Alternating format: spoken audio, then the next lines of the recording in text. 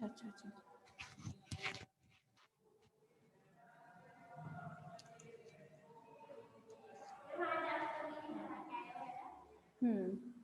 मेरी चौक।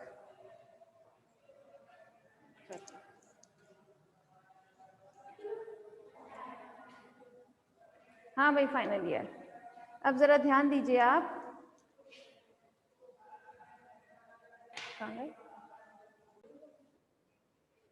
हाँ भाई फाइनल ईयर, अब जरा ध्यान दें आप। हम यहाँ बात कर रहे थे बटरफ्लाई और मोथ के डिफरेंस की, तो जरा ध्यान दीजिएगा। बटरफ्लाई जब उड़ती है ना, तब उसके पंख जो होते हैं वो इस वे में रहते हैं, हमेशा फैले हुए इस तरह से, ठीक है। तो इसको हम बोलते हैं हॉरिजॉन्टल। ये तो आपको भी पता है ना, हॉरिजॉन्टल। हॉरिजॉन्टल मीन होता है जब कोई चीज, एक सेकेंड, कोई चीज इस तरह से है, ये ठीक है, हॉरिजॉन्टल वे है। ये होती है वर्टिकल, खड़ी, ऊर्ध्वाधर बोलते हैं जिसको हम। ये खड़ी हुई वाली जो पोजीशन होती है वर्टिकल होती है, दिस इज अ हॉरिजॉन्टल, ठीक है। तो यहाँ कहने की बात ये है क्लास कि जब बटरफ्लाई उड़ती है ना, तब तो उसके पंख ऐसे रहेंगे हॉरिजॉन्टल वे में, ठीक है, मतलब लेटे हुए इस तरह। लेकिन जब वो किसी सरफेस पर बैठेगी, ठीक है, तो उसके पंख इस तरह से जुड़ जाएंगे हमेशा। आप एक, जब भी आप देखें नेक्स्ट टाइम कोई भी ऐसे सीन जिसमें कभी बटरफ्लाई हो, तो आप नोटिस कीजिएगा, अगर वो सरफेस पर बैठती है ना, तो उसके विंग्स हमेशा ऊपर की तरफ जुड़ जाते हैं, ठीक है। लेकिन जो मोथ होती है ना, वो उसकी जस्ट ऑपोजिट होती है।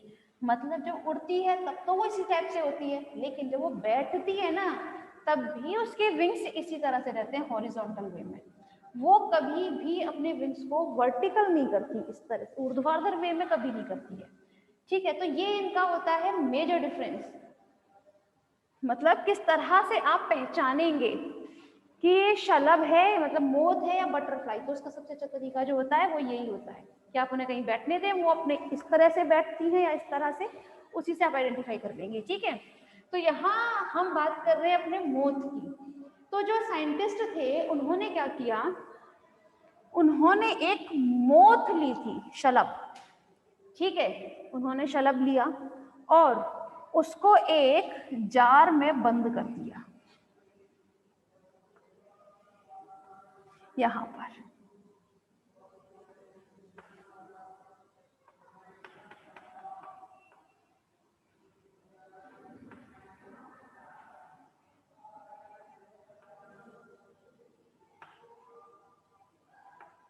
ठीक है, इस मोथ को उन्होंने एक जार में बंद कर दिया और लेकर गए कहां पर, जहां पर कोई एक वो था, बगीचा, ठीक है। बगीचे के पास कहीं एक खिड़की पर उन्होंने इस जार को रख दिया एज इट इज, फिर वो अपने काम में लग गए। तो कुछ देर बाद आकर देखते हैं तो उन्होंने क्या देखा कि इस जार के आसपास, भाई ये जो मोथ इन्होंने यूज की थी ये थी फीमेल, ठीक है, it is a female moth. लेकिन जब उन्होंने कुछ टाइम बाद आके देखा तो उन्होंने क्या चीज नोटिस की कि इस जार के पास बहुत सारे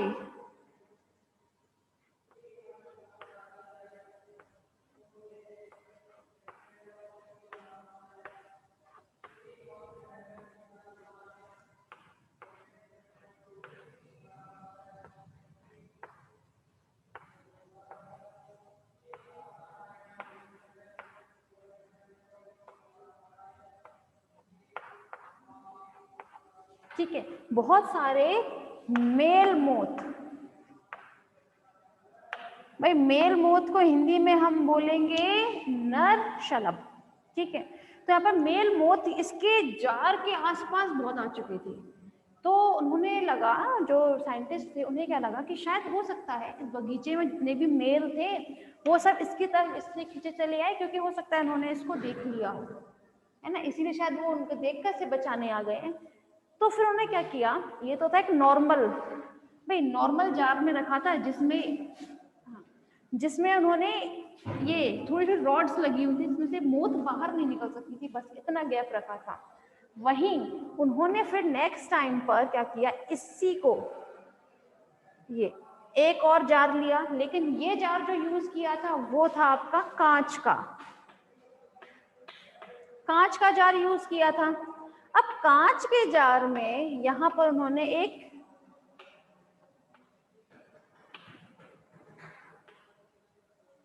ठीक है क्या चीज लगा रखी थी यहाँ पर, ये it is a moth, female moth, ठीक है।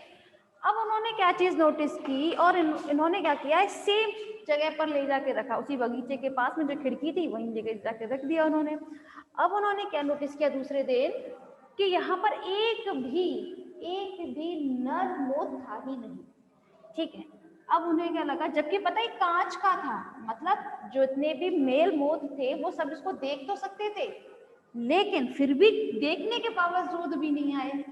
इट मीन्स पहले कुछ तो ऐसा हुआ था जिसकी वजह से ये देख तो सकते थे, कुछ तो ऐसा हुआ था कि भाई ये फिर भी चले आए थे, आकर्षित हो गए थे इसकी वजह से। फिर उन्होंने नेक्स्ट टाइम क्या किया, उन्होंने एक जार और यूज किया। वो कैसा जार था, छोटा सा बना देती हूँ क्लास, यहाँ इस तरह।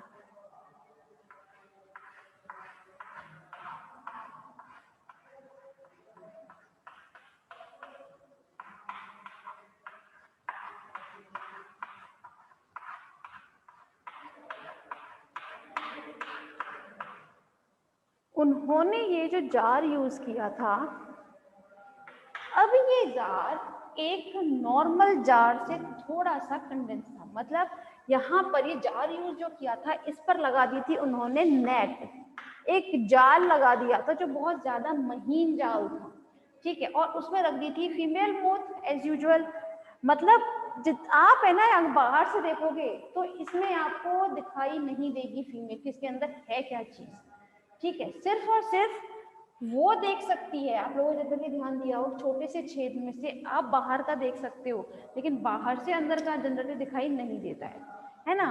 तो बस वही कंडीशन थी, बाहर से देखने पर अंदर कौन है क्या है पता नहीं चल रहा था। फिर उन्होंने क्या किया, साइंटिस्ट ने अपने इसी जार को उठाया है और उठा के कहाँ रख दिया था, वहीं किसी बगीचे के पास जो खिड़की थी वहीं ले जाके इस जार को रख दिया।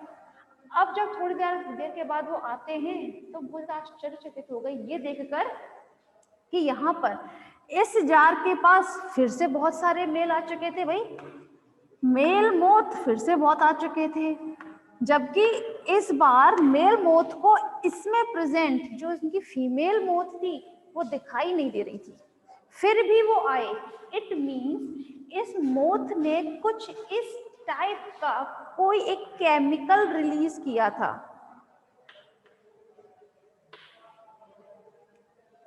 कोई एक केमिकल रिलीज किया था जो हवा के माध्यम से, किस माध्यम से, हवा के माध्यम से इन मेल मोथ तक पहुंचा था, है ना।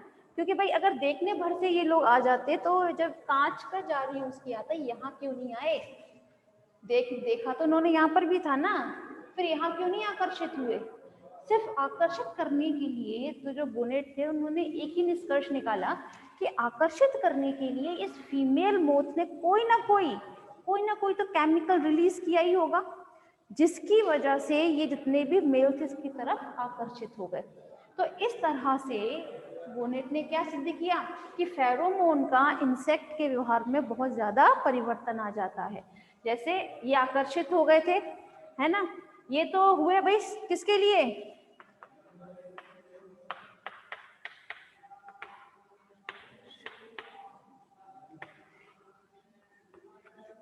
ठीक है, फॉर लिंगाकर्षक, क्योंकि इन्होंने मतलब फीमेल मोथ ने कोई ना कोई फीमेल वो तो वो किया होगा ना फेरोमोन रिलीज, जिसकी वजह से ये मेल मोथ जो थे उसकी तरफ अट्रैक्ट हो गए थे। क्लियर है यहाँ पर, जो बोनेट ने एग्जाम्पल यहाँ पर वो रखे थे भाई, किसी को कोई परेशानी है तो पूछें, क्लियर होना चाहिए आई थिंक। देखिए अब इसी सब चीजों को आधार बनाकर, मतलब ये जो फेरोमोन थे इन्हीं को आधार बनाकर साइंटिस्ट ने क्या किया है, अब क्या किया जाता है, क्लास ये सब रफ कर देती हूँ फिर यहाँ से, है ना।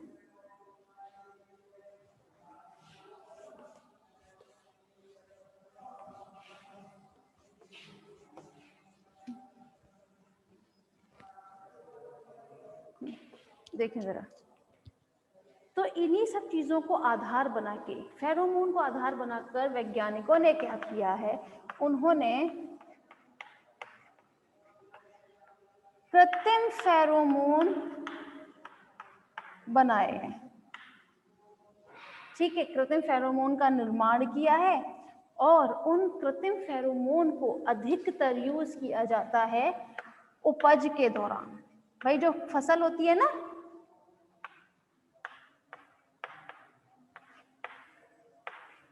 फसल की जो उपज होती है, ठीक है, उस दौरान इस कृत्रिम फेरोमोन का यूज किया जाता है। किस तरह से, जैसे अभी बताया था ना कि कोई भी इंसेक्ट है भाई, कोई अपने उसमें अट्रैक्ट करने के लिए कोई ना कोई फेरोमोन तो रिलीज करती है, तो उसी फेरोमोन को उन्होंने जानकर, जैसे आप लोगों ने देखा होगा जब भी किसान कोई खेती करता है तो वहां पर उनकी जो खेती जनरली नष्ट हो जाती है, वो किसकी वजह से होती है, इंसेक्ट की वजह से ही होती है।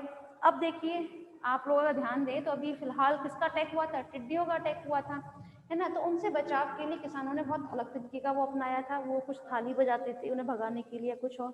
तो सबसे अच्छी चीज क्या है कि साइंटिस्ट ने क्या किया, अगर उन्हीं जो भी इंसेक्ट है, आप उनको पकड़कर उनसे रिलीज होने वाला जो फेरोमोन है, अगर आप उस फेरोमोन को बना सको कृत्रिम तरीके से, तो फेरोमोन क्या कहलाया जाएगा, कृत्रिम फेरोमोन। अगर आप उस कृत्रिम फेरोमोन को बना लो और अपने उस खेतों में डाल दो, ठीक है, खेतों में आपने उनका क्या करवा दिया, स्प्रे करवा दिया, तो होगा क्या, वहां पर जितने भी और इंसेक्ट होंगे वो आ जाएंगे। आपने जो किया है फेरोमोन का जो निर्माण किया है कृत्रिम फेरोमोन का, ये किया है फॉर अट्रैक्शन, ठीक है, मतलब आपने उनको आकर्षित करने के लिए किया है। तो आकर्षित करने के लिए जो फेरोमोन यूज किया था वो फीमेल वाला किया था, फीमेल वाला, ठीक है। तो जैसे ही आप स्प्रे करवाओगे खेतों में तो क्या होगा, वहां आसपास जितने भी मेल इंसेक्ट होंगे,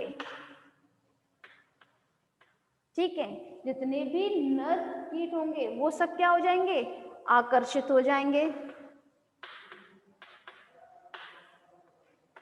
है ना, आकर्षित हो जाएंगे। आकर्षित करने के बाद, और आकर्षित करने का तरीका होता है, या तो उनको भाई पूरे अगर आप उस पर करवाओगे खेतों में तो जनरली क्या होगा, आपकी जो फसल है उन्हीं पर आकर बैठेंगे आकर्षित होने के बाद। उससे बेटर होता है कि आप उन्हें किसी खेतों में ही, किसी भी खेतों में ही किसी वेसल में कर दो उनको, जो आपने कृत्रिम फेरोमोन का जो वो है उसका स्प्रे करना है ना, तो खेतों में कोई बहुत बड़े बर्तन रख दो, उनमें आप स्प्रे कर दो। तो क्या होगा, जब ये मेल इंसेक्ट आकर्षित होंगे तो आकर्षित होने की वजह से उन्हीं में जाके बैठेंगे। आप चाहे तो किसी भी जाल का यूज कर सकते हो इसके लिए या किसी और चीज का, ठीक है। और उसके बाद आपने उसने पकड़ लिया, ठीक है, आपने उन्हें क्या किया, पकड़ लिया, कैच कर लिया इन्हें अब, ठीक है। पकड़ने के बाद आप उन्हें इजीली मार सकते हैं, मतलब किल कर सकते हैं, है ना, मार सकते हैं ना, मारने का बहुत आसान तरीका है। तो भाई यहाँ पर अगर आप इस तरीके से मारते हैं किसी इंसेक्ट को तो इस प्रोसेस को बोला जाता है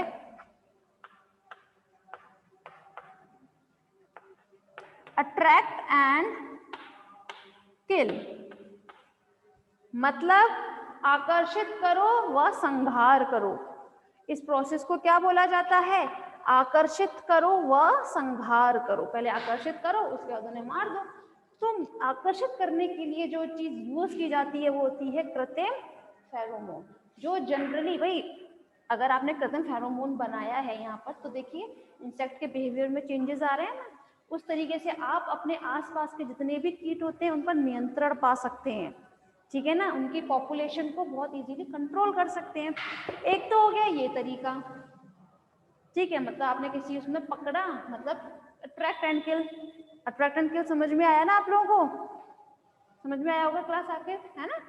तो नेक्स्ट तरीका होता है अट्रैक्ट एंड किल के अलावा एक और तरीका हम जान लेते हैं, उसमें हम इफेक्ट डालेंगे उनके फर्टिलाइजेशन के टाइम पर, मतलब उनके हम प्रजनन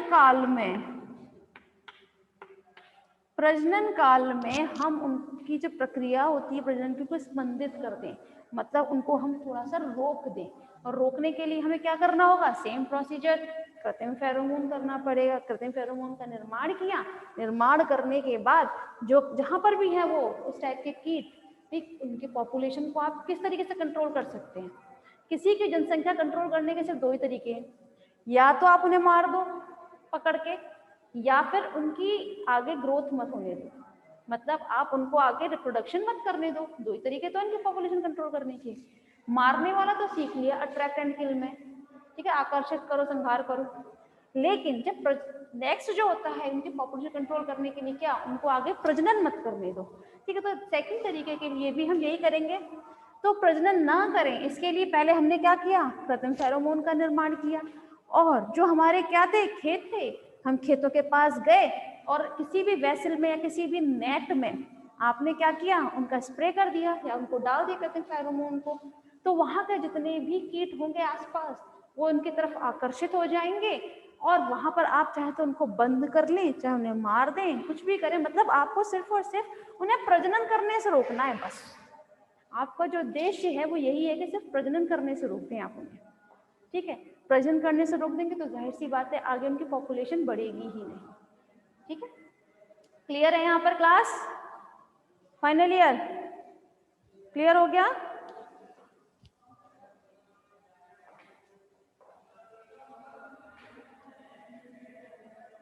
चले आगे बात करते हैं फिर हम।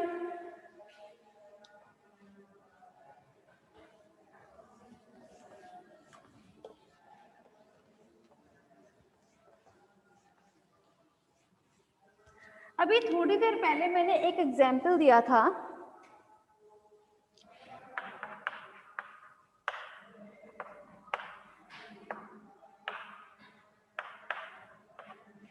मधुमक्खी का, मतलब हनी बी दिया था ना। हनी बी में कौन स्त्रावन करता है फेरोमोन का? इट इज अ क्वीन, मतलब रानी प्रभेद। क्वीन किसका स्त्रावन करती है हमेशा?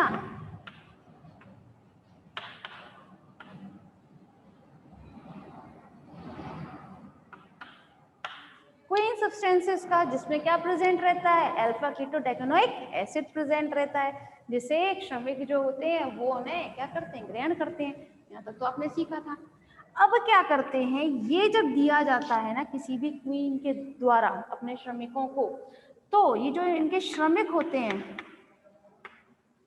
वो उन्हें अपनी होल लाइफ ग्रहण करते हैं उसके फेरोमोन को, ठीक है। जो क्वीन सब्सटेंसेस है फिर वो क्या करेंगे, ये श्रमिक हमेशा उसके इस चीज को, उसके फेरोमोन को हमेशा ग्रहण करेंगे, जिसकी वजह से वो हमेशा इस क्वीन की बात मानेंगे। और साथ में ये जो भाई श्रमिक कौन होते हैं, स्टेराइल फीमेल्स होती है, सारी बंधे मादाएं होती हैं। व्हाट हैपेंड, ठीक है, क्या होती है ये, बंधे मादाएं होती हैं। फिर स्टेराइल फीमेल्स होती हैं क्लास, उनके जो ओवरीज होते हैं, ठीक है, उनको धीरे धीरे वो उनको बंधित कर देती है। क्या चीज, उनके क्वीन सब्सटेंसेस जो होती है, ठीक है, उनके अंडाशयों को क्या कर देंगी, वो पुनः बंद करने की कोशिश करेंगी। इसीलिए कहा जाता है जैसे जैसे ये क्वीन जो है थोड़ी थोड़ी बूढ़ी होना स्टार्ट हो जाएगी, ठीक, जैसे जैसे ये क्वीन धीरे धीरे बूढ़ी होना स्टार्ट हो जाएगी उसके इस क्वीन सब्सटेंस में कमी आती जाएगी धीरे धीरे धीरे धीरे। और एक टाइम ऐसा आएगा कि जब ये श्रमिक जो हैं वो इस सब्सटेंस की वजह से उससे बिल्कुल भी कंट्रोल नहीं होंगे। इस उसमें क्या किया जाता है, फिर या तो वो इस भाई क्वीन अब बिल्कुल मरने की कंडीशन पर है, उसको वो लोग निकाल के फेंक देंगे, क्योंकि इस सब्सटेंस की वजह से ये श्रमिक जो होते हैं ना वो पूरा बहुत अच्छे से काम करते हैं। इस सब्सटेंस की वजह से ही, इस फेरोमोन की वजह से ही काम करते हैं।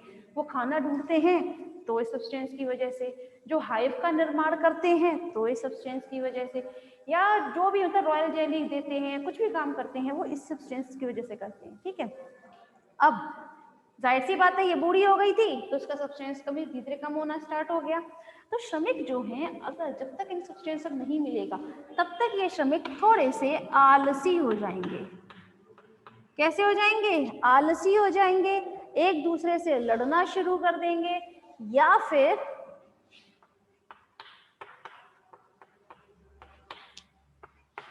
फिर एक नया हाइव बनाने लगेंगे। हाइव मीन क्या होता है, हाइव मीन होता है मधुमक्खी उसका छत्ता, तो कोई एक नया हाइव बनाने लगेंगे, या फिर जो भी मतलब लड़कर वो या तो बहुत ज्यादा दूसरे के उसमें चले जाएंगे, जो हाइव बना होते हैं ना उसमें भी चले जाएंगे, लेकिन ऐसा ये लोग बहुत कम करते हैं श्रमिक, किसी दूसरे हाइव में अगर जाकर जाएंगे ना तो जो वहां के श्रमिक होंगे वो इन्हें मार देते हैं, वो इनको मार देंगे, अपने उसमें एंट्री नहीं करने देते, वो एनआरसी लागू कर देते हैं अपने में एक्चुअली, तो वो बिल्कुल भी इनको एंट्री नहीं देंगे। तो इनमें अगर इन श्रमिकों को कंट्रोल रखना है ना कि अच्छे सब कुछ काम चलता रहे, तो उसके लिए जरूरी है कि क्वीन सब्सटेंस इनको मिलता रहे टाइम टू टाइम। इसीलिए फिर क्या करते हैं ये लोग, अगर इनकी क्वीन मर जाती है तो फिर ये जो अंडे होते हैं इनके, ठीक है, जो भी है क्वीन ने क्या किया होता है, एग नहीं तो किया होता है, तो उन अंडों में से चुनाव करते हैं अपनी नई आने वाली रानी को, रॉयल जेली देंगे, फिर उनके स्रावित किए हुए जो फेरोमोन होते हैं उसी के अकॉर्डिंग फिर ये काम करते हैं। तो मतलब कहने की बात यह है कि भाई श्रमिकों को अगर सब चीज अच्छे से कराना है तो उनको क्वीन सब्सटेंस देना टाइम टू टाइम जरूरी हो जाता है। और क्वीन सब्सटेंस क्या होता है, इट इज अ फेरोमोन। ठीक है फाइनल ईयर, होप सो आप लोगों को ये एग्जाम्पल्स क्लियर हो गए होंगे क्लास,